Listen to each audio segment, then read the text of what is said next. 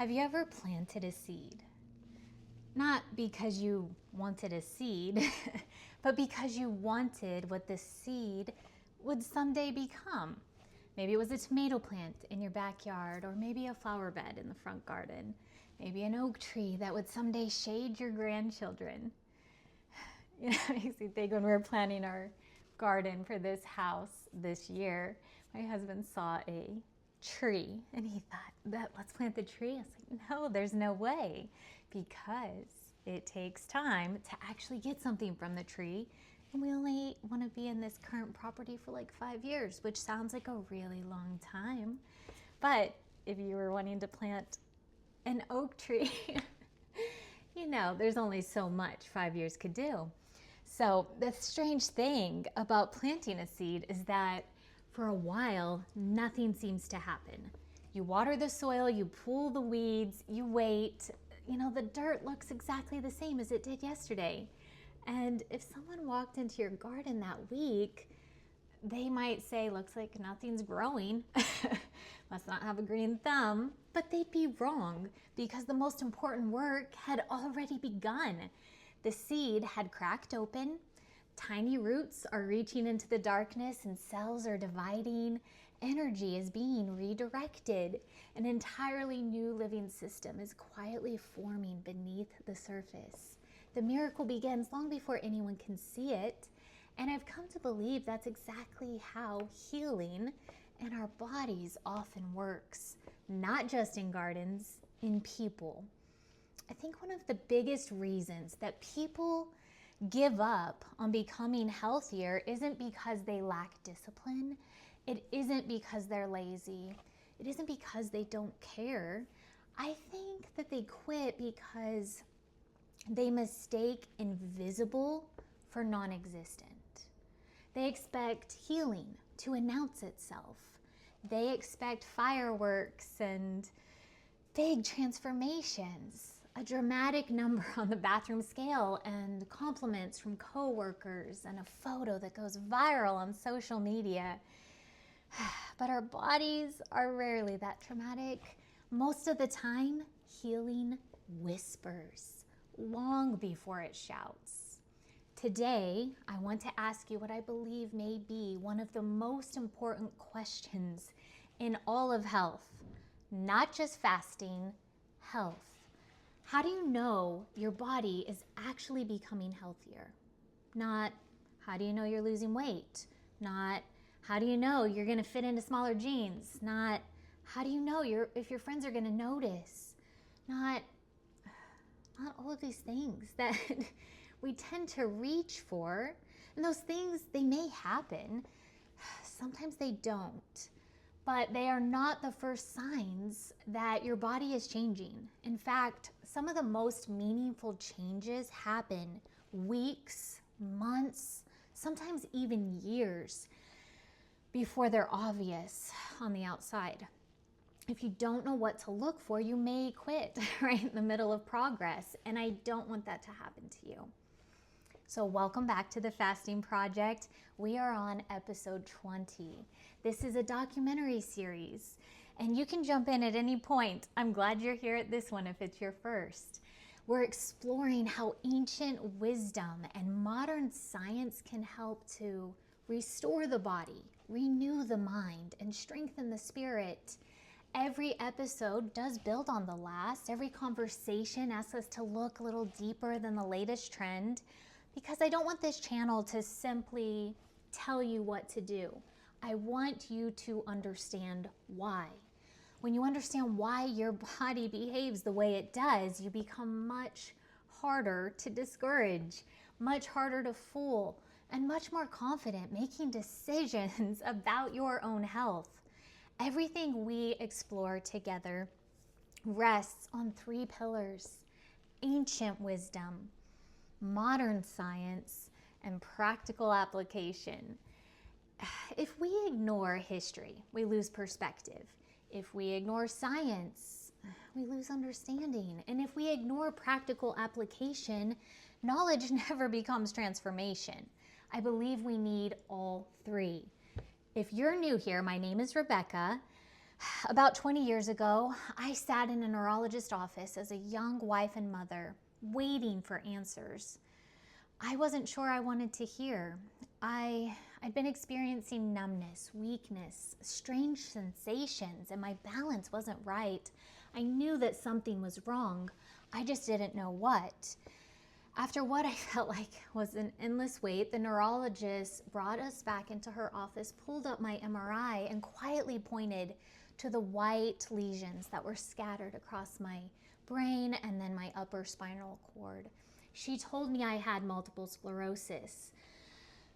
And I'll never forget that day and those sensations and the fear. You know, it's not because I remember every sentence. Time has a way of softening those details, but I remember the feeling.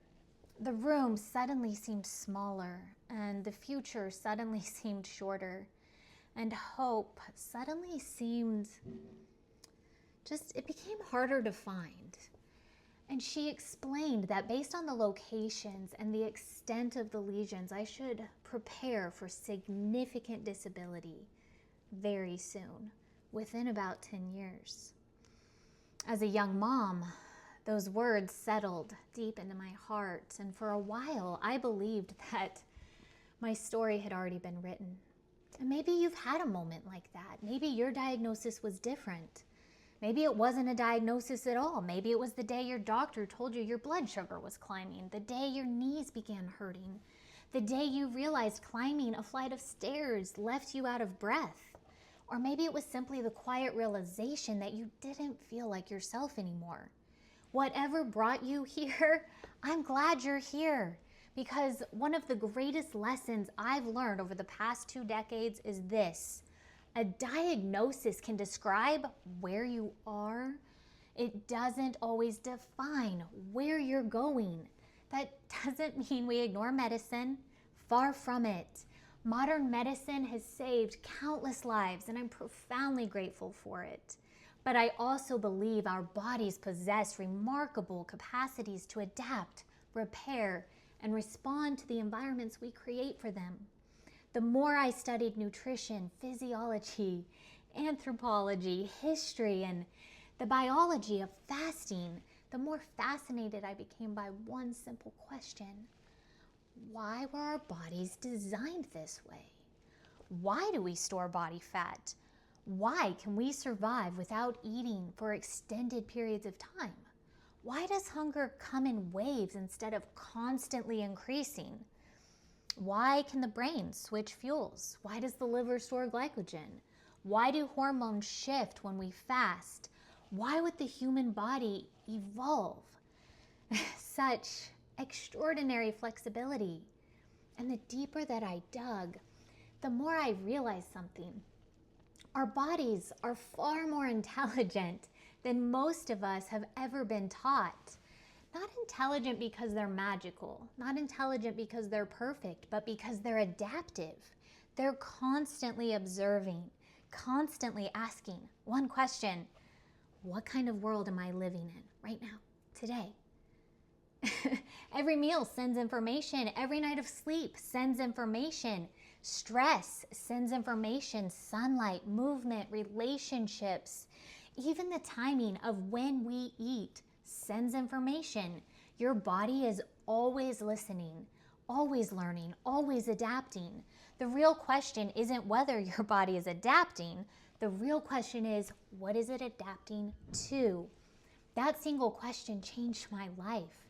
And before we can understand the 7 signs that fasting may be working, we have to first understand something much bigger. We have to understand the incredible story of the human body itself. Because if we don't know where we came from, we'll struggle to understand our bodies and why they work the way that they do today. So before we talk about insulin, ketones, autophagy, inflammation, or metabolism, let's travel back, not 20 years, not 100 years, but thousands of years. Because the story of fasting didn't begin with a diet. It began with humanity itself. The world your body was built for Before we talk about fasting, I want you to imagine something with me. Imagine you could step into a time machine. Not 100 years, not even 1,000 years. Let's go back further. Let's go 5, 10,000 years, long before grocery stores, long before refrigerators, long before drive-thrus, long before protein bars, energy drinks, breakfast cereals, meal delivery services, and 24-hour convenience stores. What would you see? You'd see families waking with the sunrise. You'd see people like having to walk miles, not because they were trying to hit 10,000 steps, but because life required movement. You'd see children playing outside until the sun disappeared over the horizon, and you'd see seasons determining what food was available. Some days there would be abundance, fruit in season, fresh fruit, fresh fish, a successful hunt. It was wonderful. Edible plants after the rains.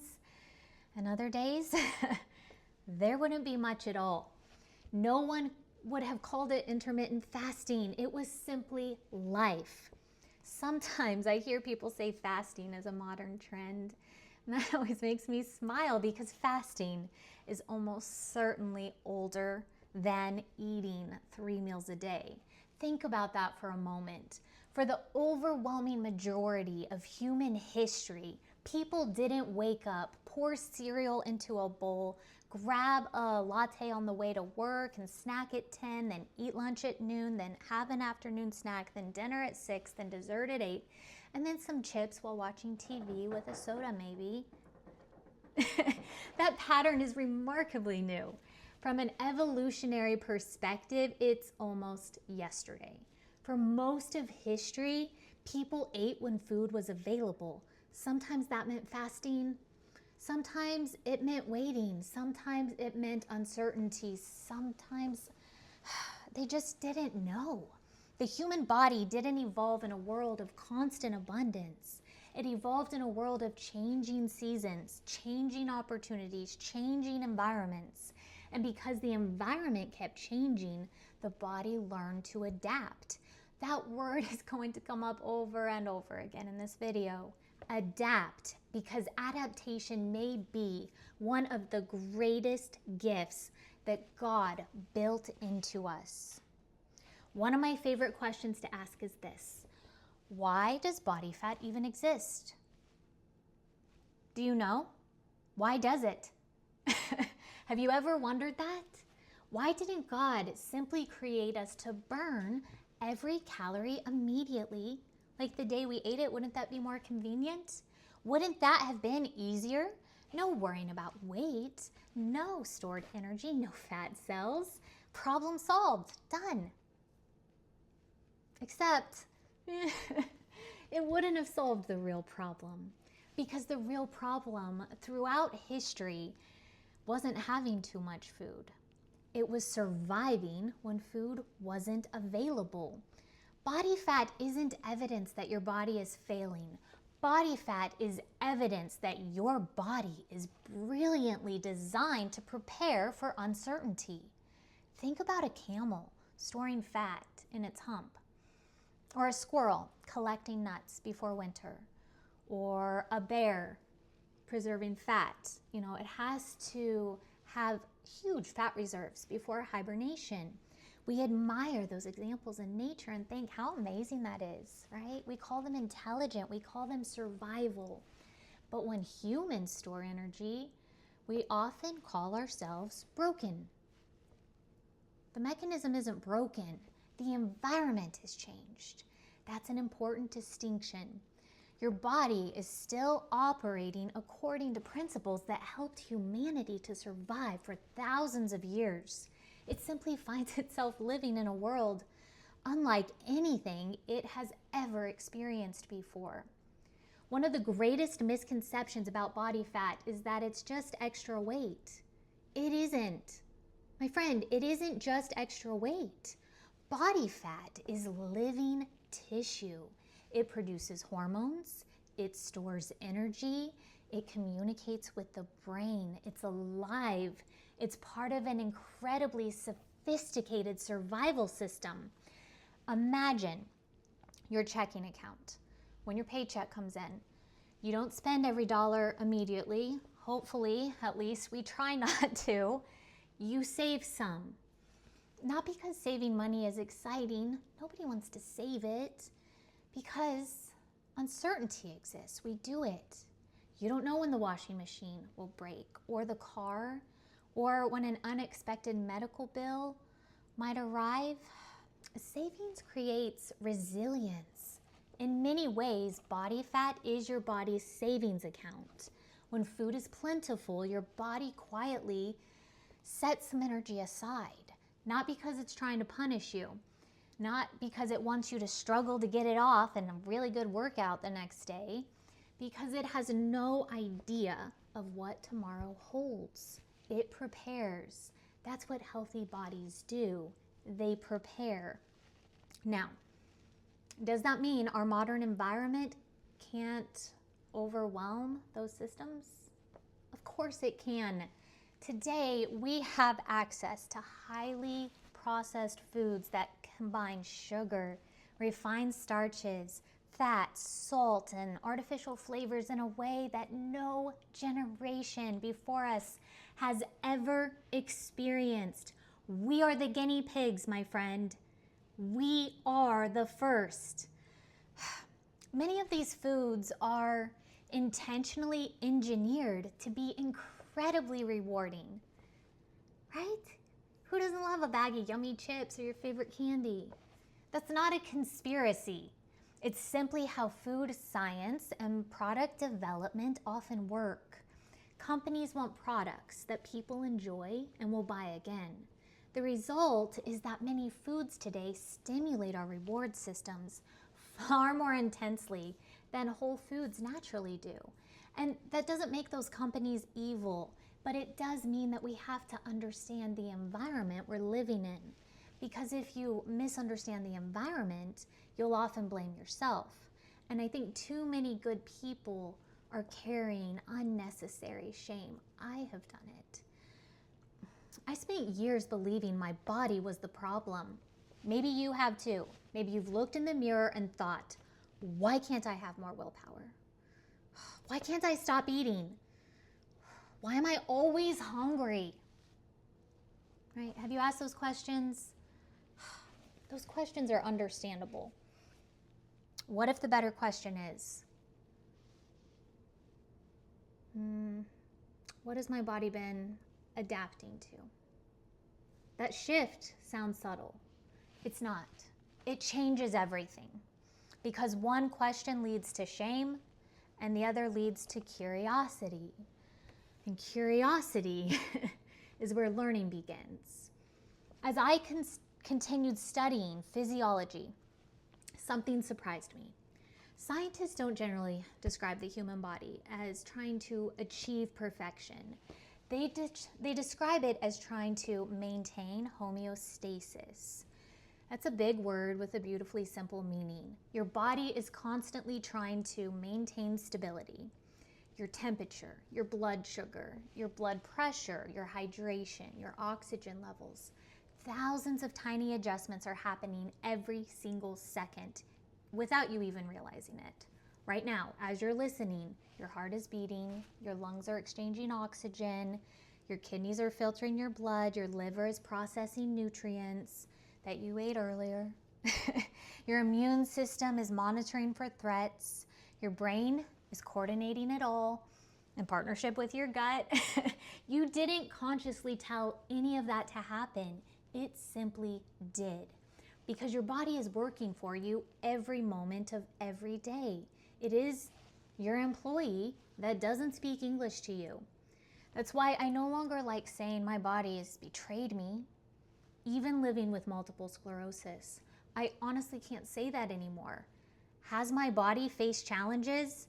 Absolutely. But even through those challenges, it has never stopped trying to keep me alive. It has never stopped adapting. It has never stopped responding. It has never stopped fighting for me. That realization changed my relationship with my body. Instead of seeing an enemy, I started seeing an ally that needed better support. And I think that's one of the biggest mindset shifts anyone can make. One of the reasons that I wrote the Fasting Protocol, Book 1, How Ancient Wisdom and Modern Science Restore Body, Mind, and Spirit, was because there simply wasn't enough time to explore all of those ideas in a single video. In the book, I take you much deeper into the history of fasting, the physiology behind what we're discussing, and practical ways to apply these principles safely and thoughtfully in everyday life. If today's conversation resonates with you, you'll find a link to the book in the description below, along with additional resources at my website, youareworthithealth.com. The letter U, the letter R, worthithealth.com. My goal has never been to convince you that fasting is a miracle. My goal is to help you understand why the human body responds the way it does, so you can make informed decisions with confidence. So let's return to that ancient world. Understand my language, right? I speak English. Let's return to that ancient world for just a moment. Imagine going an entire morning without food. Would your ancestors panic? Would their bodies immediately shut down? Would they suddenly lose all muscle? Would their brain stop working? Of course not. You know that wouldn't happen. They'd keep walking, keep thinking, keep hunting, keep gathering, keep caring for themselves and their family. Why? Because the human body was designed with another fuel source waiting quietly in the background, one that most people today rarely give their bodies the opportunity to use. And understanding the fuel changes the way that we think about hunger itself, because hunger is far more fascinating than most of us have ever been taught. Your body doesn't run out of energy. It changes fuel sources. Let me ask you another question. What do you think happens inside your body the moment you don't eat? And then for a few hours, you don't eat. Most people picture something dramatic. They imagine their body is going into starvation mode. They imagine their metabolism is slamming on the brakes. They imagine muscle just getting devoured. They imagine their brain beginning to shut down because of, they just can't think. After all, that's what many of us have heard for years. But is that what really happens? Not quite. The truth is both more fascinating and much more encouraging. Imagine you own a beautiful hybrid vehicle. It has two fuel systems.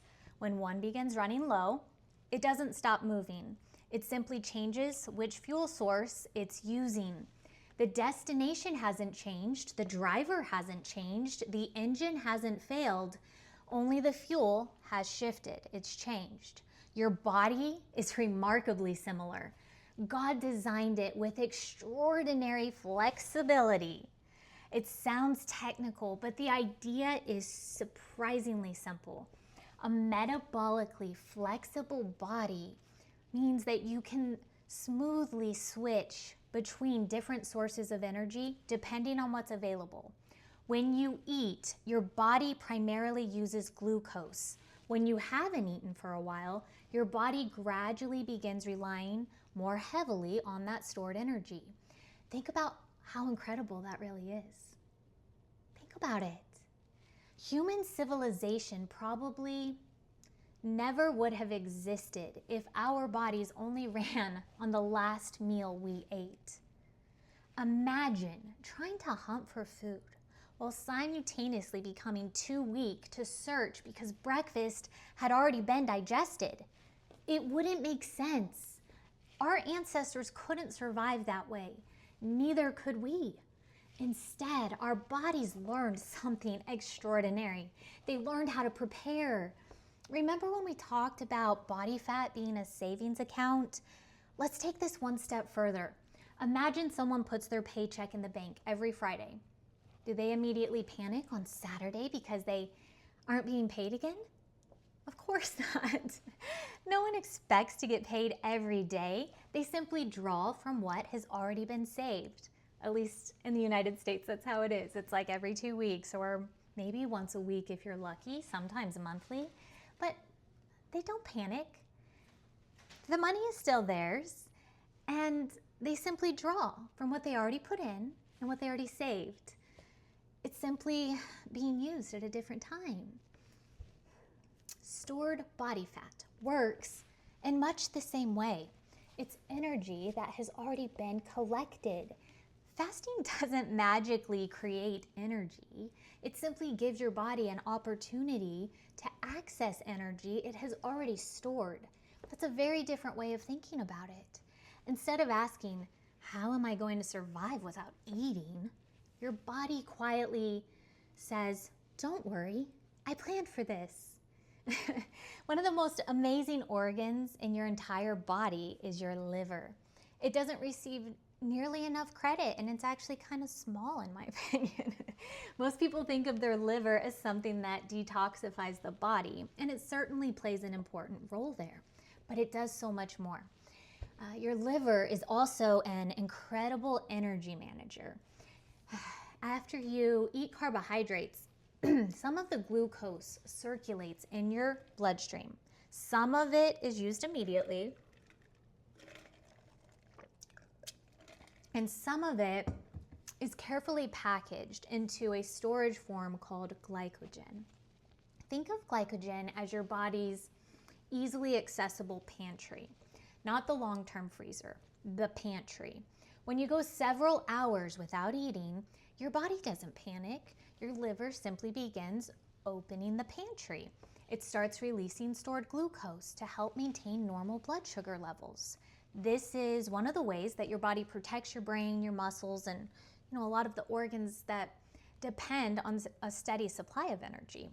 Again, your body is adapting, not failing, it's planning, not panicking. Eventually, as glycogen stores decline, another remarkable process becomes more active. Your liver begins producing molecules called ketones from fatty acids. Now, ketones have become incredibly popular online. Some people speak about them as though they're magical.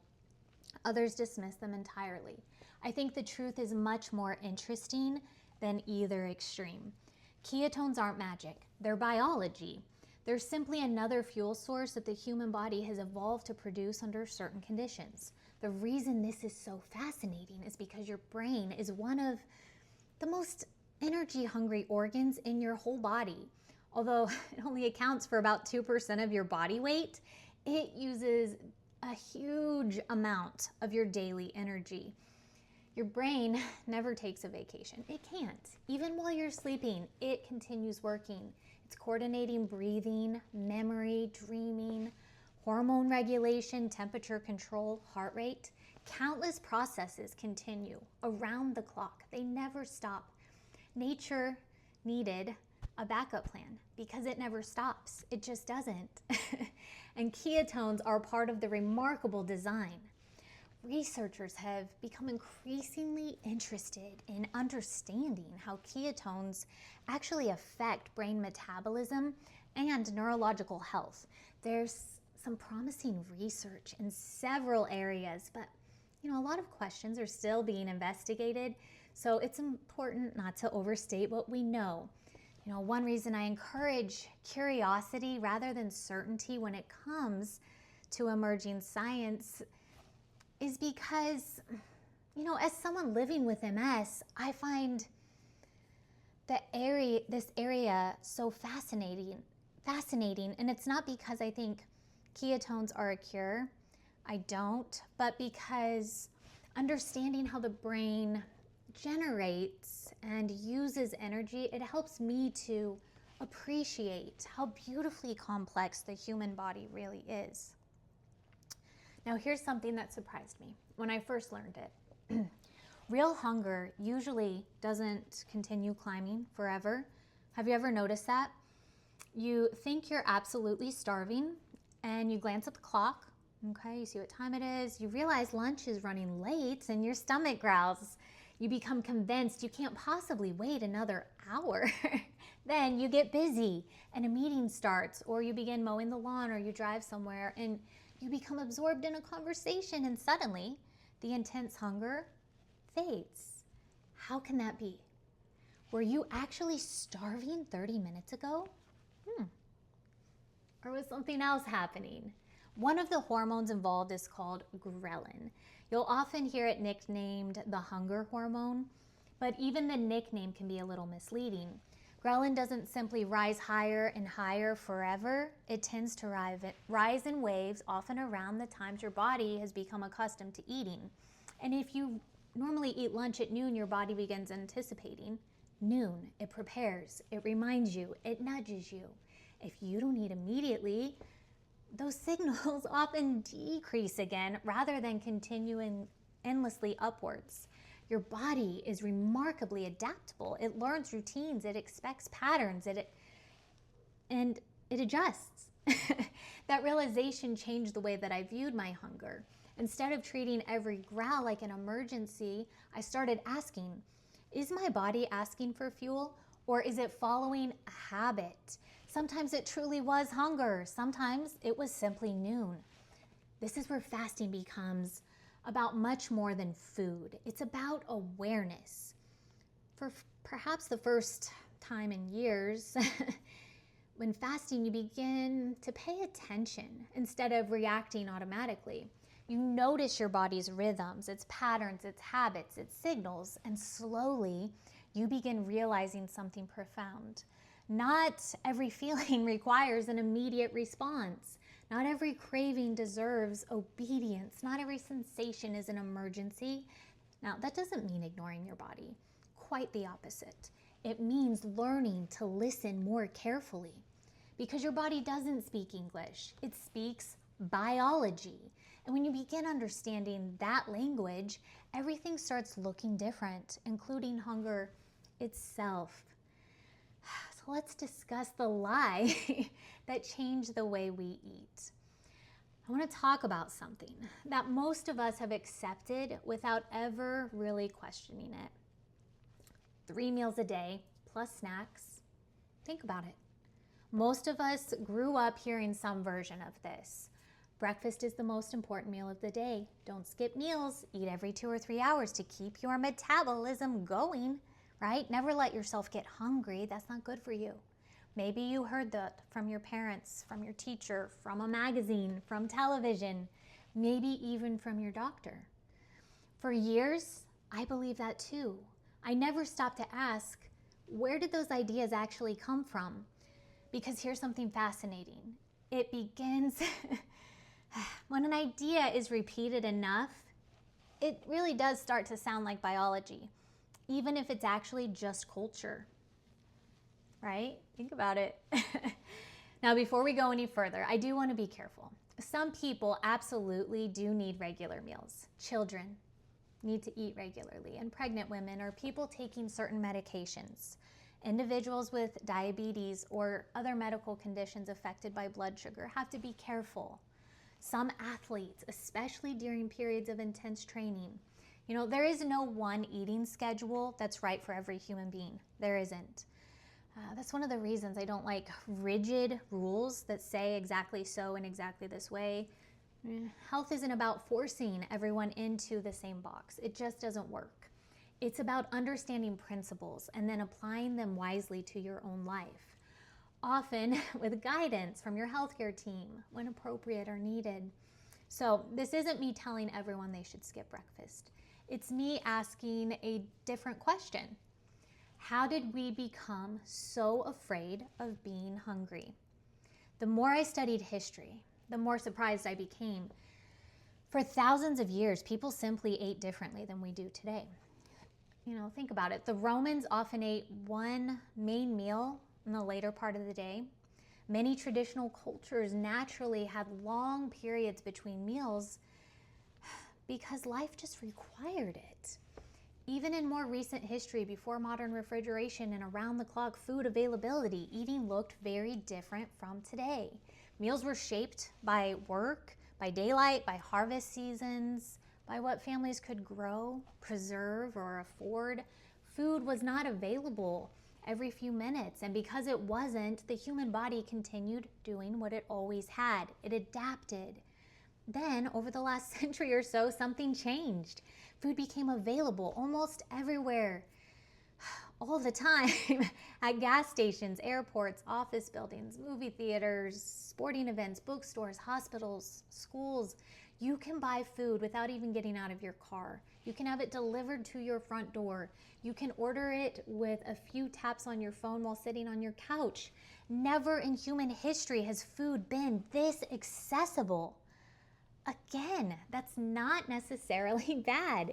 It's actually an incredible blessing in many ways, but every blessing brings new challenges.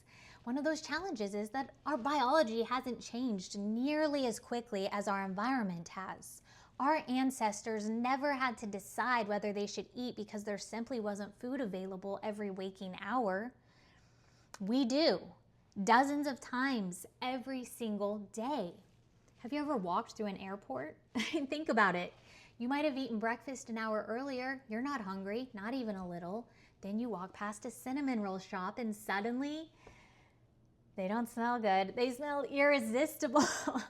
And a few steps later, fresh pizza, then caramel popcorn, then pretzels, then ice cream, then your favorite coffee drinks or smoothie shop topped with whipped cream. Did your body suddenly need thousands of extra calories?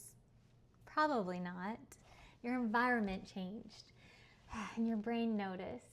This is one of the reasons I find the brain so fascinating. Your brain is constantly scanning your surroundings, not just for danger, but for opportunity.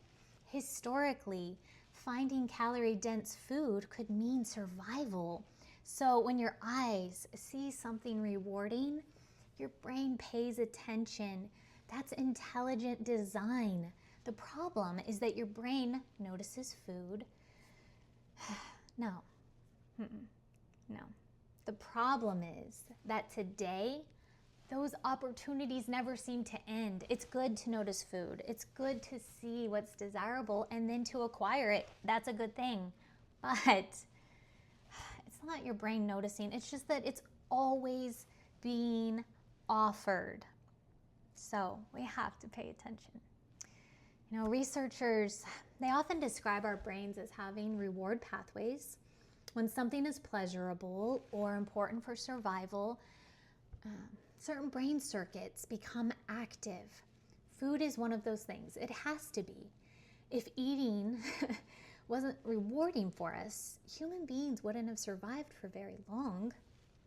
But here's what changed. Whole foods found in nature are generally very different from foods that are specifically designed to maximize taste, texture, and repeat consumption. Think about an apple. It's sweet, crunchy, refreshing. Now compare that to an ultra-processed dessert engineered with combinations of refined sugar, refined flour, fat, salt, flavor enhancers, and textures that melt perfectly or instantly in your mouth. Those aren't the same experience. One isn't automatically good and the other isn't automatically evil, but they aren't biologically identical either. Understanding that helped me to stop blaming myself every time I struggled, because I realized that willpower wasn't the whole story.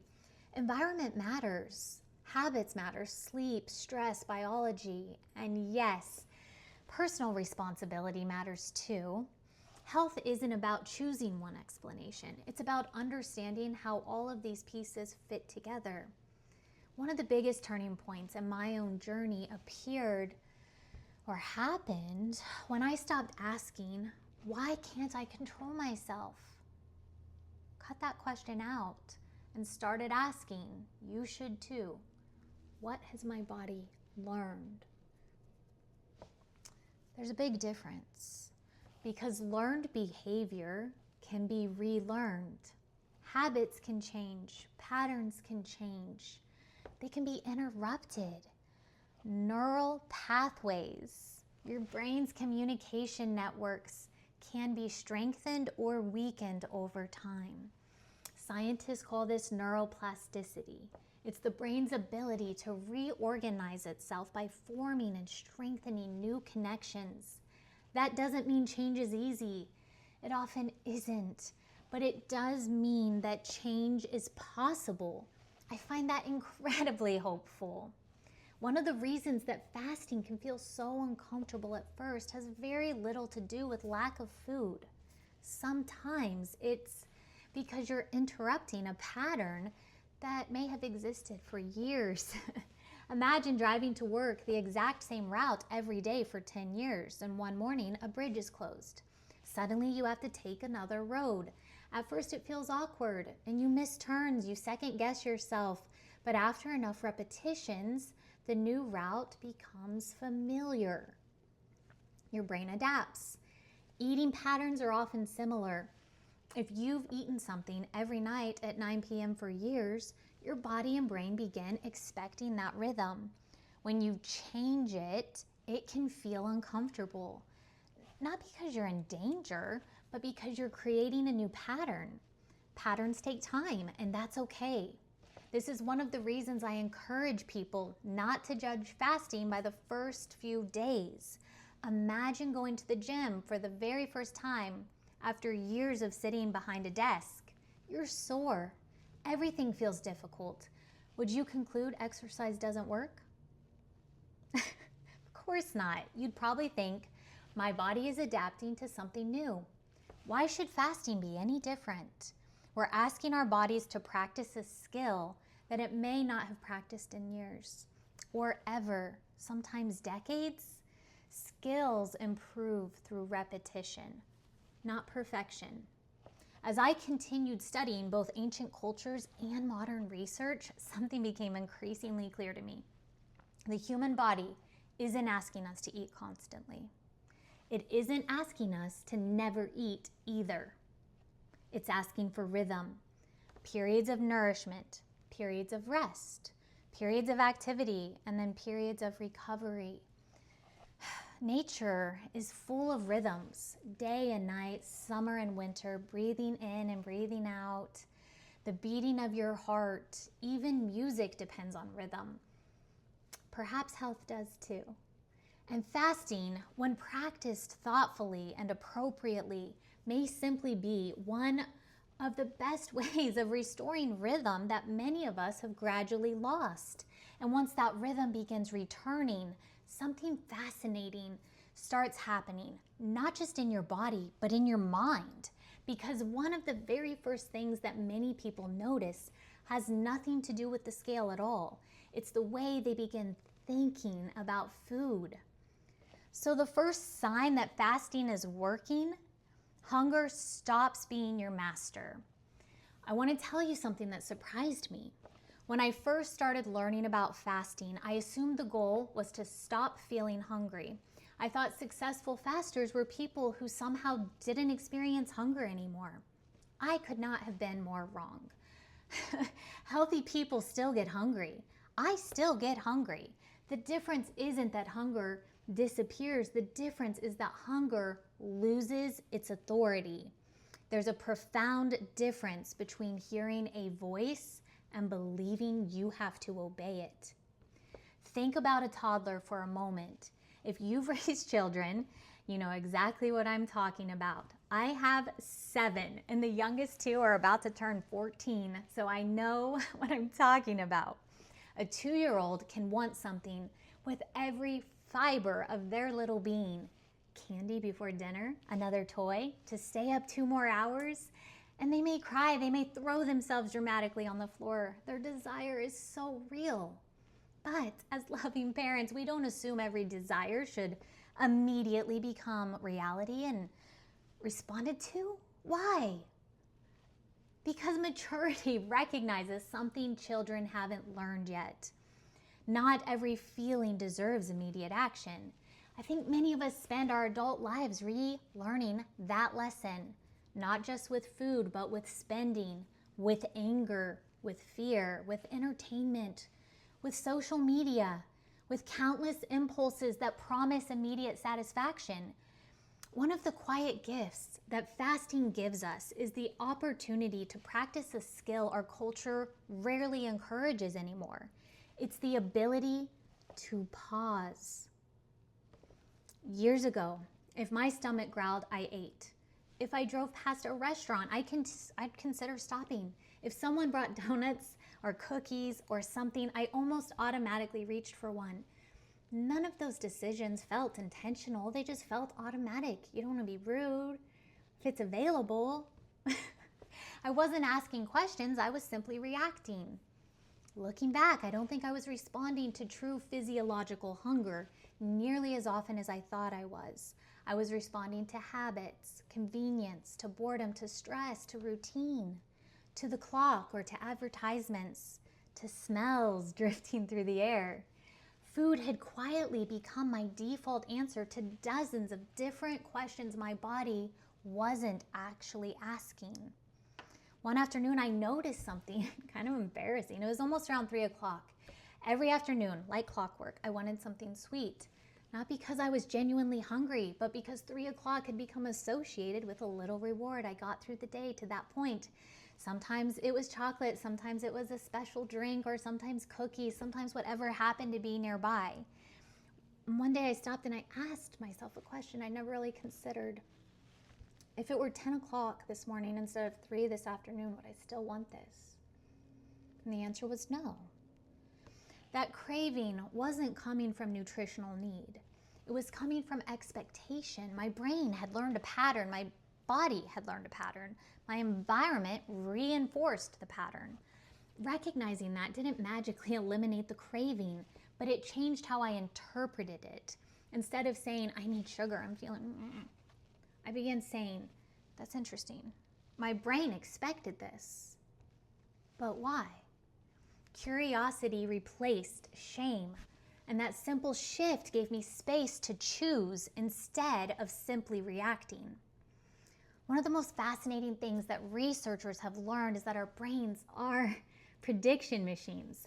They're constantly making educated guesses about what comes next. If you normally eat lunch at noon, your body is going to prepare for you to eat at noon. Digestive hormones begin to shift, and your brain anticipates that normal routine. Your stomach may even begin producing sensations that encourage you to eat. It's not because you're in danger, it's because your brain has become remarkably efficient. It loves patterns. Like I said, it's one of the reasons routines can feel so powerful. Your body begins participating in them. That's wonderful when the routine serves you. It's more challenging when it doesn't. The encouraging news, though, is that patterns can change, not overnight, but they absolutely can change. I've experienced it personally, and millions of others have too. This is one of the reasons I don't tell people to white-knuckle their way through fasting. Willpower, it has its place, but I don't think lasting transformation is built primarily on willpower. It's built on understanding. When you understand why something feels difficult, you become less afraid of the difficulty. Imagine climbing a mountain. If no one told you the trail would become steep, you might assume something had gone terribly wrong. You'd turn around. But if you experienced the mountain with a guide who smiled and said, this part is supposed to feel challenging, keep going, everything changes. The hill didn't become easier. Your interpretation changed. Now, I hope that these episodes can be that kind of guide, not someone promising that health is effortless, but someone reminding you that not every difficult moment means that you're headed in the wrong direction. Sometimes difficulty is simply evidence that you're learning something new. This was especially important for me after my MS diagnosis. There were so many moments when fear wanted to become the loudest voice in my mind, in my life, and every symptom carried emotional weight. Every setback tempted me to believe I was losing ground.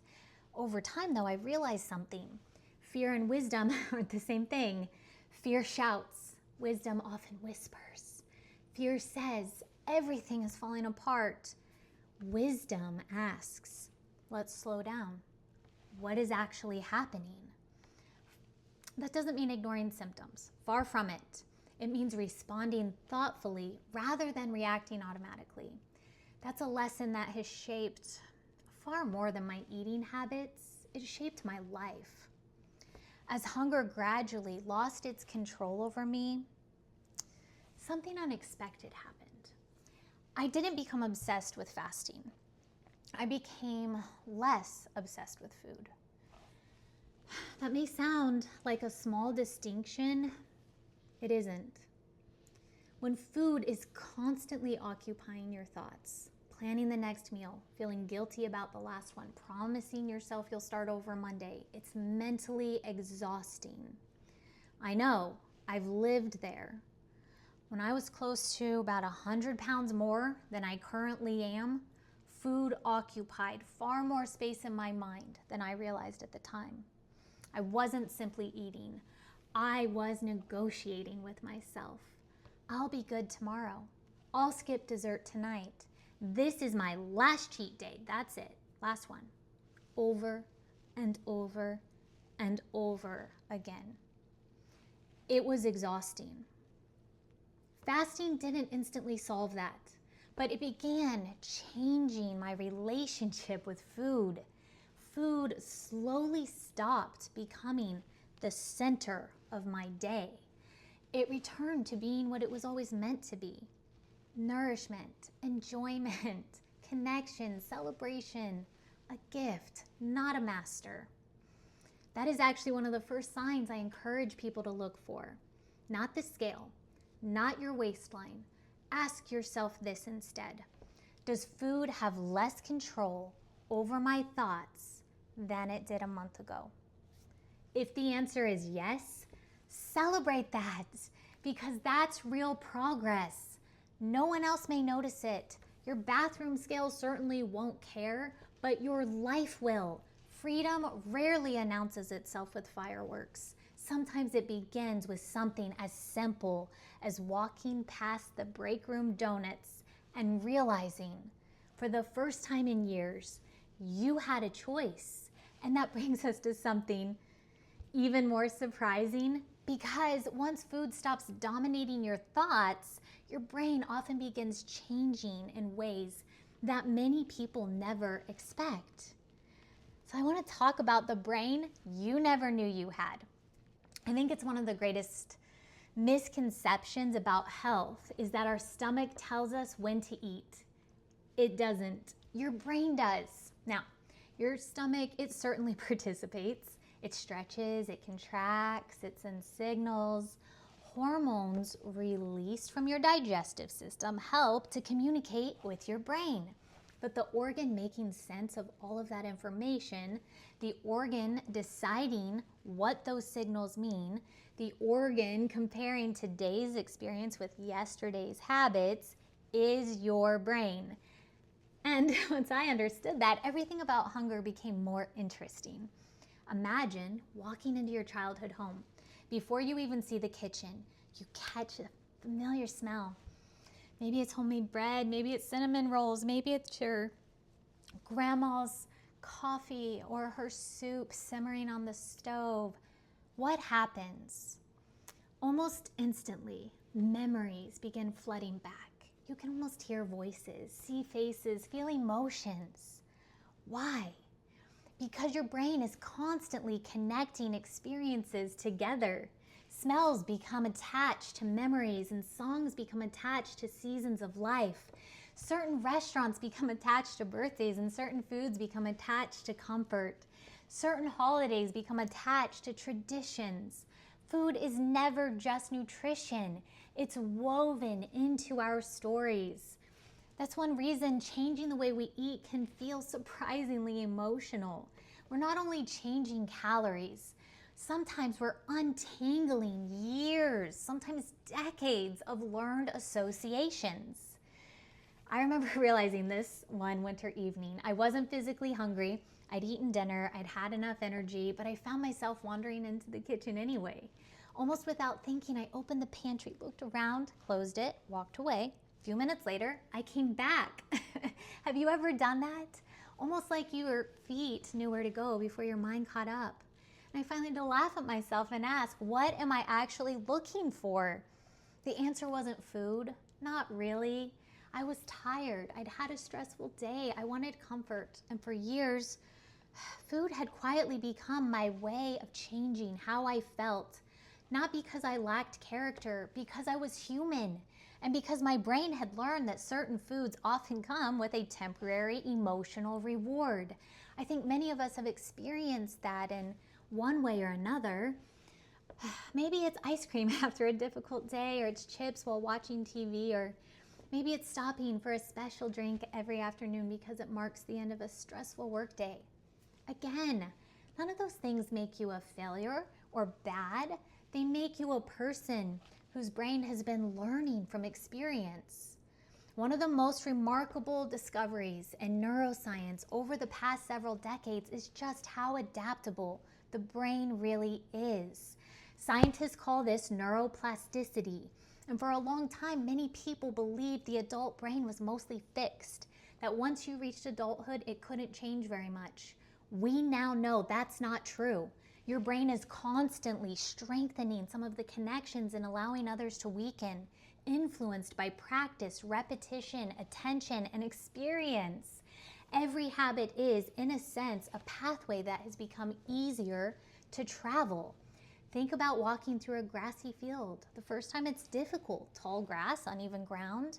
But if you walk the exact same route every day, eventually a path appears. The grass becomes flattened. Walking gets easier, not because the destination changed, but because repetition created a trail. Your brain works similarly.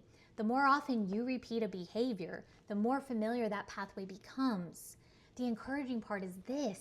You can also begin creating new pathways yourself. You can choose to. Now that takes time, it takes patience, and it often feels awkward at first, but it is possible. And I think that's one of the most helpful truths in all of neuroscience. This also helps explain why changing your eating habits can feel mentally exhausting in the beginning. You're not simply resisting a cookie. You're asking your brain to build a different trail. You're interpreting routines that may have been reinforced thousands of times. Think about that. If you've reached for dessert almost every evening for 15 years, that's well over 5,000 repetitions. It would be unreasonable to expect a new pattern to feel automatic after 4 days. Yet, that's often what we expect of ourselves. We become discouraged because healthy choices still require intentional effort. Maybe they do today. That doesn't mean they always will. One of the most beautiful things about repetition is that eventually the healthier path becomes the familiar path. This is where I think our culture sometimes sends us an unhelpful message. We often celebrate motivation, and you'll hear people say, I'm just waiting until I feel motivated. But motivation is a wonderful visitor and a terrible landlord. It comes, it goes, it changes with sleep, with stress, with weather, with hormones, with life. Habits are far more dependable than motivation, and identity is even more powerful than habits. Years ago, I thought, I'm trying to fast. Today, I think differently. I think I'm becoming a person who understands when my body truly needs nourishment and when it's simply following a routine. That's a subtle change in wording, but it's a profound change in identity. We tend to live consistently with the person we believe that we are. Hear me say that again. We tend to live consistently with the person that we believe we are. Living with MS has taught me that lesson in ways I never expected. There were seasons where fear wanted to define me. There were seasons when patient threatened to become my entire identity. But over time, I realized I am more than a diagnosis. MS is something I live with. It is not the entirety of who I am. The same is true for obesity, for diabetes, for high blood pressure, for chronic pain. Those conditions may be part of your story, but they don't have to become your identity. You are still a whole person. You could be a spouse, a parent, a grandparent, a friend, a child of God, someone with gifts, purpose, and relationships that matter. I think remembering that changes the way that we approach health. We're not trying to become valuable. We're caring for something that already has value. One of the reasons I felt so strongly about writing the fasting protocol, my first book, How Ancient Wisdom and Modern Science Restore Body, Mind, and Spirit, is because I wanted people to understand that fasting is more than what they think. It isn't merely about changing your body. It's about changing the way you think, the way you respond, the way you understand your own biology. When your thinking changes, your choices often begin changing too. If you're enjoying this episode and want to explore these ideas much greater depth, I'd love for you to pick up the book on Amazon, links in the description. It's the first book in the Fasting Project series, and together with the resources I'm going to be adding to youareworthithealth.com, it's designed to help you continue this journey long after today's video ends. Now, all of this brings us to something fascinating. If the brain is learning, if habits are changing, if your relationship with hunger is beginning to shift, then another question naturally follows. How do you know whether those internal changes are beginning to affect the rest of your body?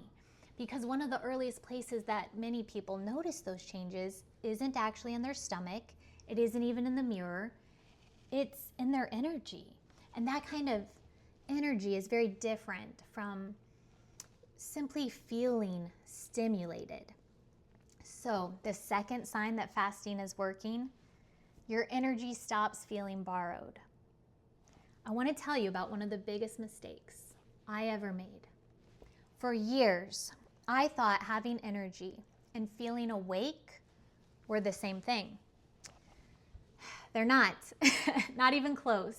If you've ever had 3 cups of coffee or 2 energy drinks in too short of a window of time, or enough caffeine to make your hands shake, you already know that you can feel incredibly awake and still be completely exhausted. I know because I've lived there. Maybe you have too. You wake up already tired, so you reach for caffeine. It helps, at least for a little while. But a couple hours later, maybe a few hours, you start fading again. You grab another cup or something sweet. And by afternoon, you're dragging. Then evening comes and you're too tired to exercise. You're just too tired to play with the kids. You're too tired to work on that dream that you've been talking about for years. But somehow, when it's finally time to go to bed, your mind just doesn't want to slow down. You lie there thinking, why am I exhausted and wired at the same time? It's a frustrating place to live. And for a long time, I honestly believed that was just part of adulting. Then I started asking a different question. What if I wasn't actually lacking energy? What if my body was spending its energy somewhere else? Think about your household budget. If every dollar you earn immediately goes toward paying off old bills, you won't have much left over for vacations or hobbies or investing in the future. The problem isn't necessarily that you're earning nothing. The problem is that your resources are constantly being redirected. Our bodies often work in a similar way. Every second of every day, your body has to decide where to invest its resources. Should it build new tissue, repair damaged proteins, support the immune system, digest food, produce hormones, respond to stress, fight an infection, maintain body temperature, keep your brain running? Your body is making those decisions every moment of every day without asking your permission. It has priorities. And the first priority is always survival, not comfort, not six-pack abs, survival. If resources are limited, Your body will always choose what is most important for keeping you alive. That's wisdom, not failure. This was something I had to wrestle with personally after my MS diagnosis. Fatigue is one of the hardest symptoms for me to explain and deal with. If you've never experienced neurological fatigue, it isn't simply feeling sleepy. It's difficult to put it into words. It's like your brain and your body suddenly decide they have no reserve left. People look at you and think, but you look fine. And you wish they could experience what you're feeling for just 5 minutes. Not because you want sympathy, you just want them to understand. Fatigue is real, and it deserves to be taken seriously.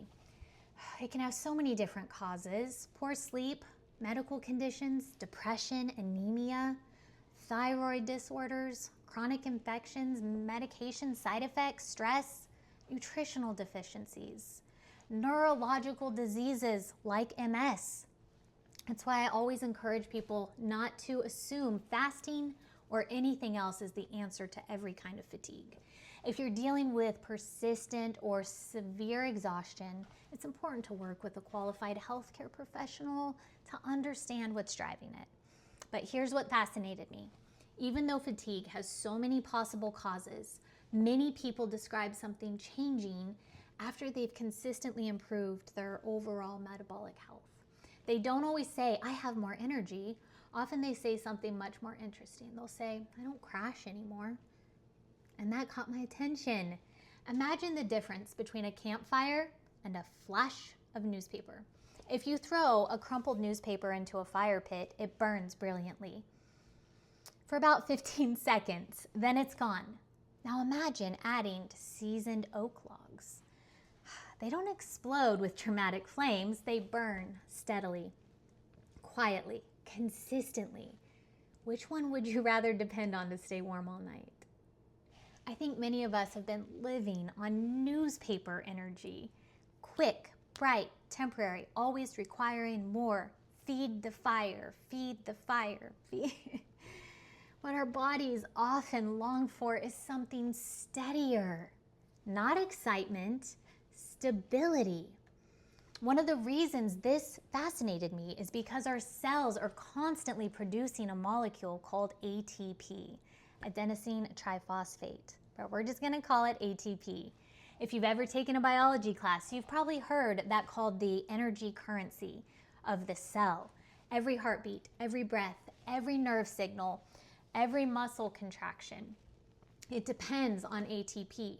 Your body is making it and using astonishing amounts of it every day. The tiny structures inside your cells that produce much of this energy are called mitochondria. You sometimes hear them nicknamed the powerhouses of the cell. It's a phrase that has become a little cliche, I think. But think about how incredible they really are.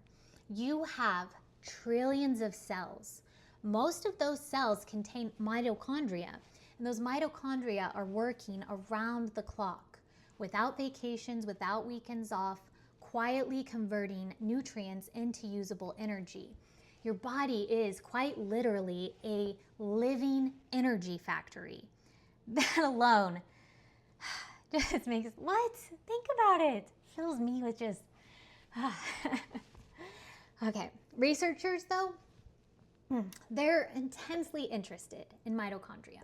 It's not because they think they're the answer to everything, but because energy production influences so many aspects of human physiology: healthy aging, muscle function, the brain, the heart, immune functioning, exercise performance, recovery. It's a rapidly growing area of research, and we're still learning. Questions remain, but one thing is already clear. Energy production matters. Not just how energetic you feel, but how efficiently your body creates and uses energy at the cellular level. I think that's one of the reasons that fasting has captured so much scientific interest over the past 2 decades. Researchers are asking fascinating questions about how different eating patterns influence metabolism, cellular signaling, and energy regulation. Some findings are really well established and understood, but others are still emerging. The distinction does matter. I never want to promise more than the evidence is going to support, but I also don't want to ignore areas of science that are actively developing. Curiosity has driven medical discovery for centuries, and I believe it still should. One of the greatest gifts fasting gave me wasn't endless energy. Let's be honest, I still have days I'm tired. I'm almost 40. I'm a wife. I'm a mom. I have MS. Life is still life. What changed wasn't that I became superhuman. What changed was that energy gradually felt a little more dependable, less borrowed, less like I was constantly trying to outrun exhaustion. Instead of living from one caffeine boost to the next, I began noticing longer stretches where I simply felt steady, calm, clear, present. For me, that was a much bigger victory than feeling amped up, right? Because stimulation isn't the same thing as vitality. And I think we're confusing those two words for far too long. When I ask people today how they want to feel, no one says, I want to feel overstimulated. No, they say, I want to have enough energy to play with my kids or my grandkids. I want to be able to do stuff with my husband, go hiking, go fishing, enjoy some time together. I want to be able to serve in church without feeling wiped out. I want to enjoy my life again. Do you notice something? They're not talking about energy, they're talking about freedom. Energy isn't the goal, and that changes the question. Instead of asking, how do I get more energy? Maybe we should ask, what kind of life do I want enough energy to live? Because once you answer that question, health becomes deeply personal. It's no longer about looking better in the mirror. It's about becoming more available for the people and the purpose that matters most. And when that begins happening, you start noticing another quiet change. You start noticing that almost no scale could ever measure. But you start noticing that you start trusting your body again, right? Isn't that what we're really looking for? The third sign of fasting is working is that you stop fighting your body and you start understanding it. Have you ever noticed how easy it is to become suspicious of your own body? Think about it. Your knees hurt, immediately you wonder, what's wrong? You gain 3 pounds after a weekend and think, I'm failing. My metabolism must be broken. You have a craving and you think, I have no self-control. It's amazing how quickly our minds can turn ordinary experiences into evidence that our bodies are somehow defective. I know that tendency well. After my MS diagnosis, I became hyper aware of every sensation, every numb finger, every stumble, every strange feeling, every headache. Every day I found myself asking, is this another lesion? Am I getting worse? Is this the beginning of the end? Is this secondary progressive starting? Like, if you've ever experienced or received a difficult diagnosis, you probably understand exactly what I'm talking about. Your body suddenly becomes something you watch instead of simply living in it. For years, I honestly felt like I was living with an enemy. I didn't say those words out loud, but underneath, that's how I felt. My body had betrayed me, or so I thought. And then one day, a completely different thought crossed my mind. What if my body wasn't trying to destroy me? What if it's trying to survive? Like I've told you, that question changed everything, because those are two different stories. An enemy attacks, a survivor adapts. And once I started studying physiology instead of just symptoms, I realized something beautiful. Your body is astonishingly loyal. Right now, as you're listening to my voice, your heart is probably beaten several hundred times, not because you remember to tell it to, but because your body is faithfully doing what it was created to do. Every second, millions upon millions of tiny processes are unfolding inside of you. Most of them you'll never consciously experience, We tend to notice the body when something goes wrong. We rarely stop to appreciate the astonishing amount that's going right. Sometimes I think about what would happen if just one system quit. Imagine if your heart decided, I'm just going to take today off. Or your lungs, just take off a couple hours. Or your kidneys. No, they can't. We depend on these incredible systems every moment of every day. And most of the time, they ask for remarkably little recognition. That realization filled me with gratitude. Not because my body's perfect. It isn't. Not because I've never struggled. I certainly have. But because even with its imperfections, my body has spent every day of my life trying to keep me alive. And that changes the conversation. Instead of saying, why is my body doing this to me? Remember, we're asking, what is my body trying to accomplish? Different questions. This is one reason I no longer like using the phrase that my body is attacking itself. I don't say that. Now I understand why that language developed, particularly when talking about autoimmune disease. It's a useful shorthand for describing what researchers observe in the immune system.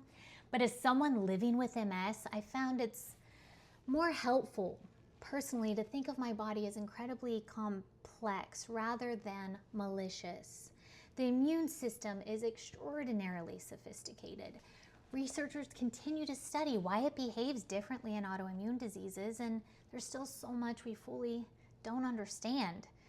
That's humility, but that matters.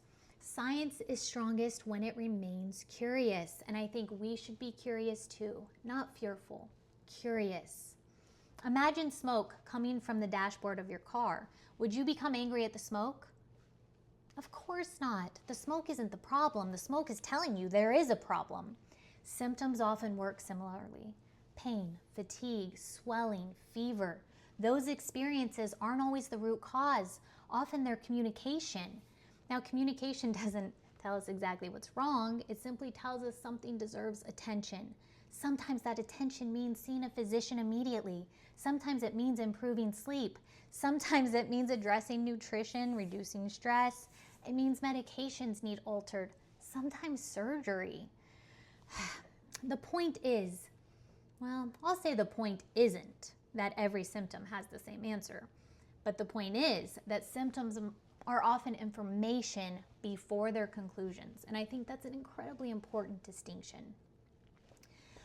You know, we talked about the check engine analogy. It's one of my favorites because it does no good to cover the check engine light with electrical tape. You could, you wouldn't see the light anymore, but the problem wouldn't go away.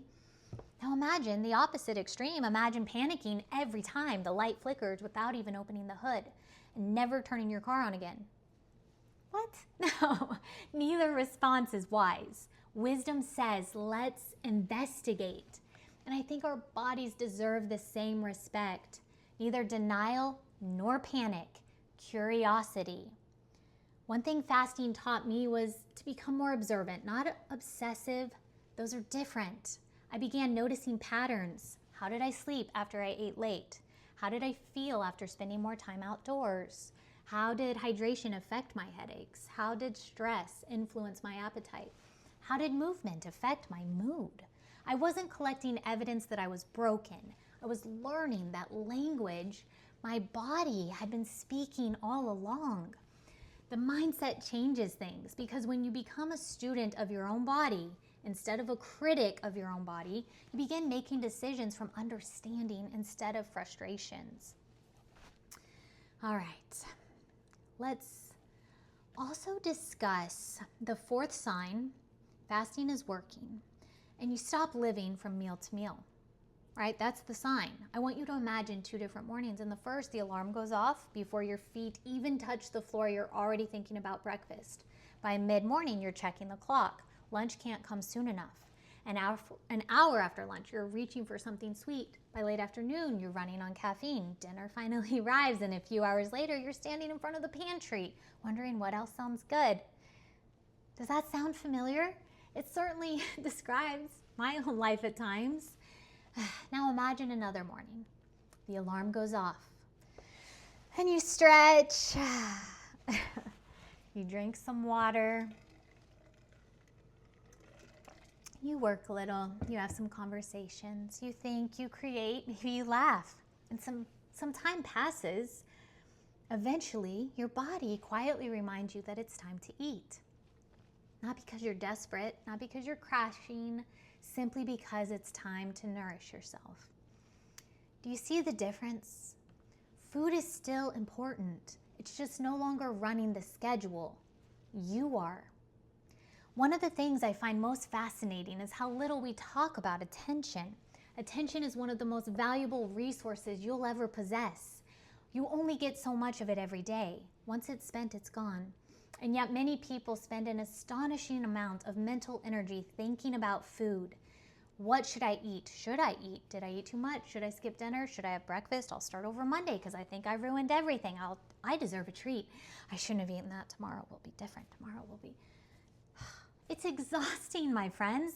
Not because eating is exhausting, because constantly negotiating with yourself is exhausting. I know, I've been there.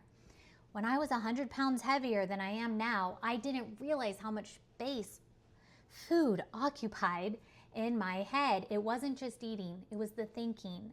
Every restaurant required internal debate. Every grocery trip became negotiation. Every holiday became anxiety. Vacation became permission to splurge. Food wasn't just food anymore. It had become emotion, identity, reward, punishment, comfort, entertainment, celebration, stress relief. It was carrying far more weight than it was designed to carry. Looking back, I don't think I had an eating problem as much as I had a relationship problem. My relationship with food wasn't healthy. That realization was difficult, but it was also incredibly freeing because relationships can heal. Think about any healthy relationship in your life. Your spouse, a close friend, one of your children. A relationship built entirely on desperation isn't healthy. Neither is one built entirely on avoidance. Healthy relationships are built on trust, respect, communication, and balance. I think food deserves that kind of relationship too. Food isn't the villain. Food is one of God's greatest gifts. It nourishes us. It brings families together. It marks celebrations.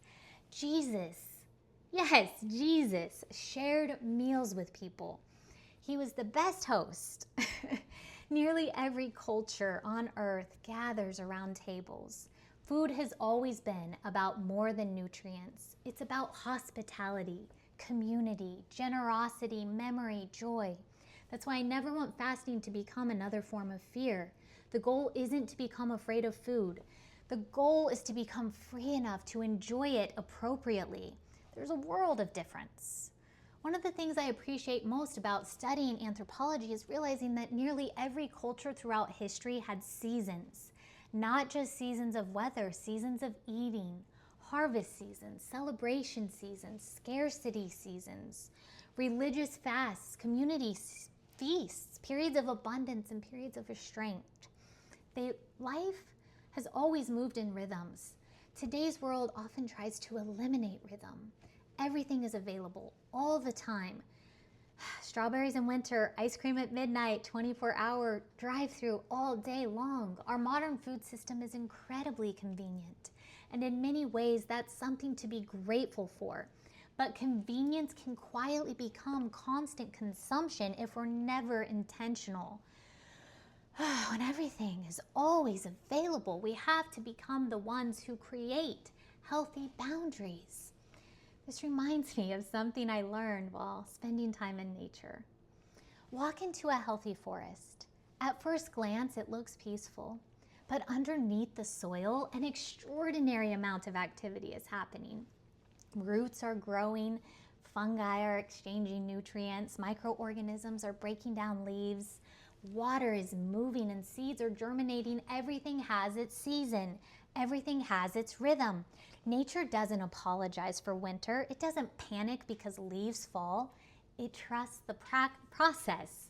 And I wonder how much healthier we'd become if we learned to respect rhythms the way creation does. Not rigid rules, rhythms. Because rhythms allow flexibility, rules often just produce shame. I remember when fasting first stopped feeling like something I had to force. It wasn't dramatic. There wasn't a single magical day. It happened so gradually, I almost missed it.